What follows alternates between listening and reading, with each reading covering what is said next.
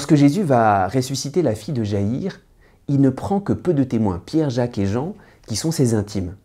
Mais surtout, un petit peu après, il nous est dit que Jésus a mis tout le monde dehors. Et pourquoi est-ce qu'il a mis tout le monde dehors?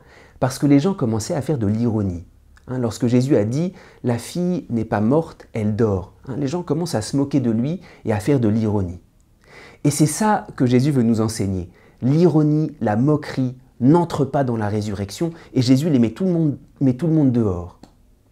Et d'une certaine manière, la moquerie et l'ironie est diamétralement opposée à la résurrection.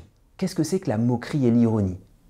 Quelqu'un qui est moqueur et qui fait de l'ironie, même quand il voit quelque chose de grand, il cherche un petit côté pour pouvoir se moquer, pour pouvoir casser les choses. La résurrection est diamétralement opposée à ça. La résurrection, c'est que même quand apparemment c'est petit, Jésus y voit quelque chose de grand. La petite fille n'est pas morte, elle dort. Même quand apparemment il y a la mort, que tout est terminé, Jésus n'a pas dit son dernier mot.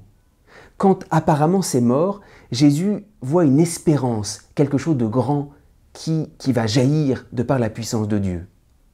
Alors cet évangile, c'est pour nous enseigner que, à travers la résurrection de la fille de Jaïr, non seulement il y a la victoire sur la mort, mais il y a la victoire sur l'ironie des hommes. Et cet évangile est comme pour nous dire, si tu veux vivre de la résurrection, c'est pas seulement d'attendre la résurrection au dernier jour, c'est de chasser tout esprit ironique, tout esprit désabusé, qui voit les choses par leur petit côté et qui n'entre pas dans l'espérance de Dieu.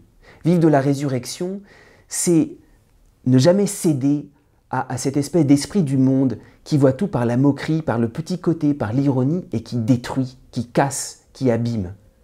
La résurrection, c'est cet esprit que Jésus nous communique, qui relève toujours et qui entre dans cette espérance invincible de Dieu. Pour Dieu, rien n'est mort. Tout est en attente, c'est un sommeil qui est en attente de la révélation, de la grandeur de Dieu dans notre vie.